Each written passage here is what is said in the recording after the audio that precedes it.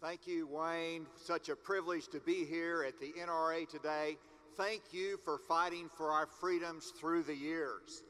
I just finished 8 years as governor of Arkansas, and it was during that time that we created jobs, lowered taxes, we improved education, we shrunk the size of government. But one of the things that is just as important as anything else is to support the Second Amendment and our freedoms that we enjoy as Americans. I have stood with the NRA through my time in public service, and it has been my honor to do that for over 20 years. As a member of Congress, I was on the Judiciary Committee, and I did battle with the Second Amendment with liberals such as Barney Frank, and we fought the battle and we stood firm. When I was asked by President Bush to be a part of the Department of Homeland Security, the largest government reorganization in 50 years, I had responsibility for the border security. We didn't get it perfect, but let me tell you, it's a lot better than it was today and what Joe Biden has done. And whenever you look at the border security, whenever you look at the transportation networks, I was pleased to work with the NRA to make sure that our men and women who carried firearms can do it safely on an airplane. You can make sure you can go hunting. We made sure the rules accommodated our outdoorsmen. And then it was after the Newtown tragedy in which we lost young people in a school. I was asked by the NRA to lead the School Shield Initiative. And as Wayne mentioned, I put together an assembly of former Secret Service, law enforcement, educators. We looked at the schools. We looked at what we need to do to better protect our children. And we did a national study. We made recommendations. And you can still look at that, and those recommendations have made a difference in our society. And we've moved in that direction in which we understand fundamentally in a school, if you're going to protect children, you need to have armed personnel to protect the children.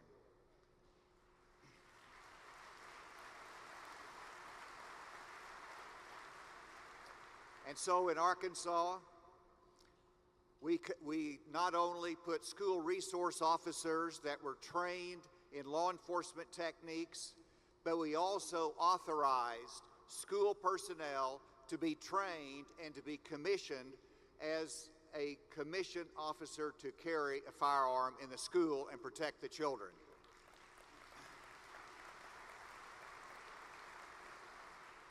We understood that the best protection is an armed personnel in order to protect children from an armed intruder. And the time of response is critical.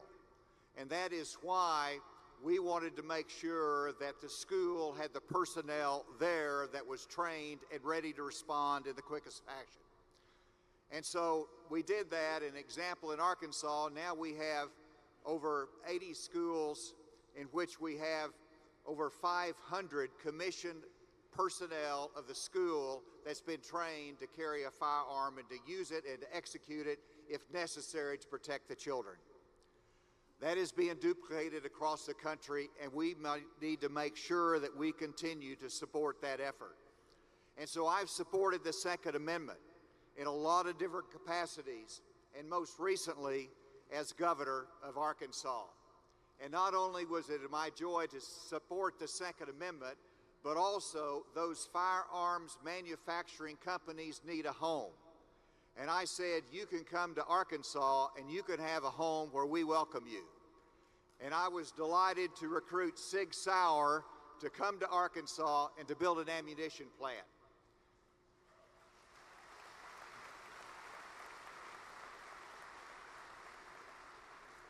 And now I am here before you as a candidate for President of the United States, and I guarantee you that I will continue to stand with the NRA. I will continue to stand for the Second Amendment and the fight that we have in front of us. But you know, we have some challenges that we face in America. There's the threat of violence in our cities, where urban mayors and chiefs of police are not doing their duty. My answer to the challenge of violence in our society are three simple words, and that is enforce the law.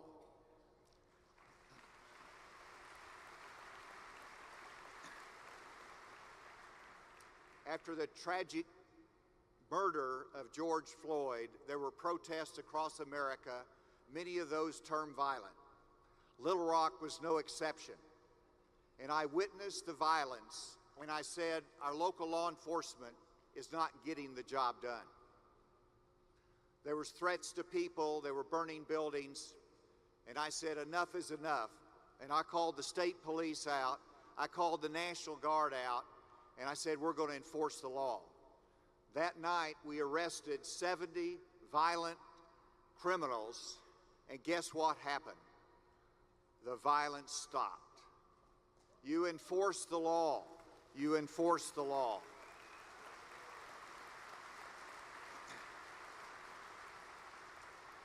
I did that as United States Attorney, and we need to set that example across America. Today we have a struggling economy in which you're hit with high interest rates and high inflation. And it all is the root cause and comes from excessive federal spending in Washington, D.C. We need to slow it down. We need to get a rein on it. We need to balance our budget. We need to get back to spending normalcy so you don't get hit with inflation and high interest rates.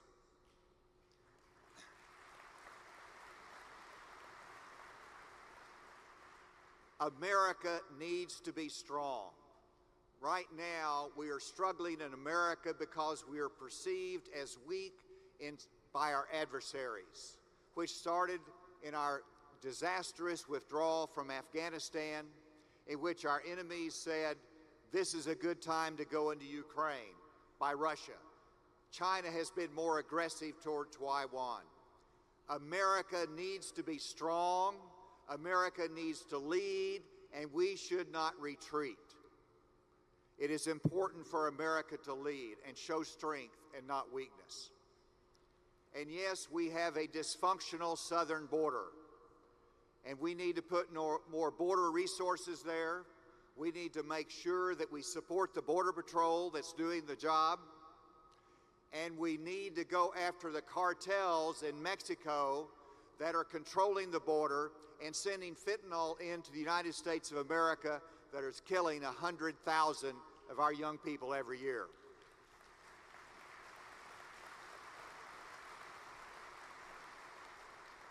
These are truly foreign terrorist organizations and should be designated as such. We need to have a pro-growth energy policy here in the United States. We shouldn't have our leaders going to Venezuela and Saudi Arabia and saying, can you please produce more oil? Let's produce energy in the United States of America so we can be independent and dominant.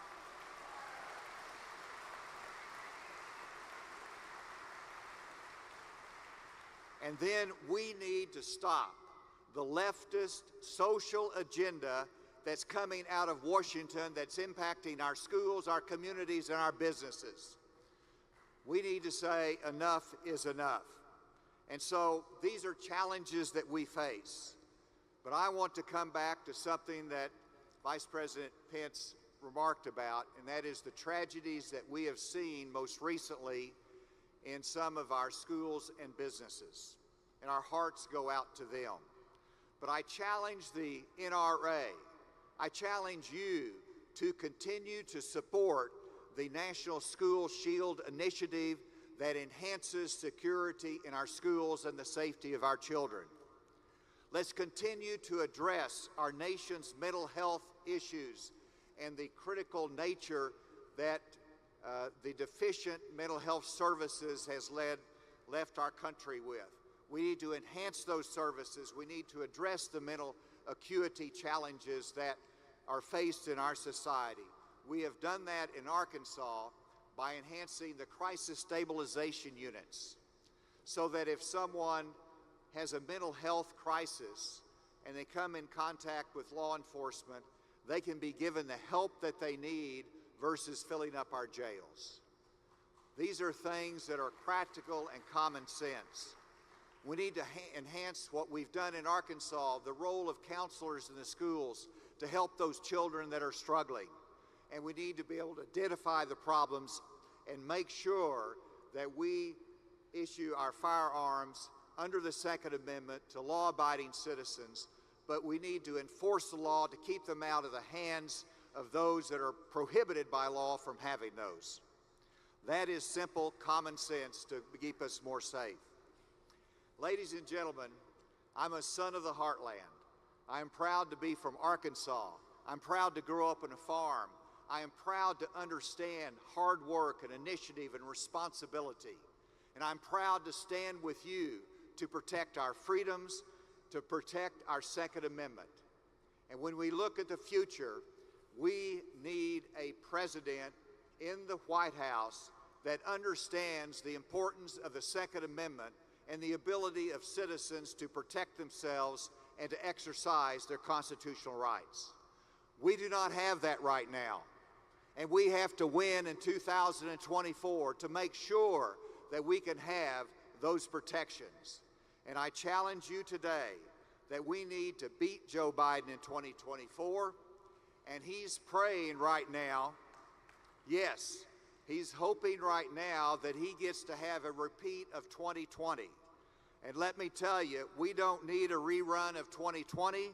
Let's bring new leadership. Let's win in 2024 to protect our liberties, to protect our border, to protect the sovereignty of the United States, and that America can once again lead. God bless America. Thank you. God bless you.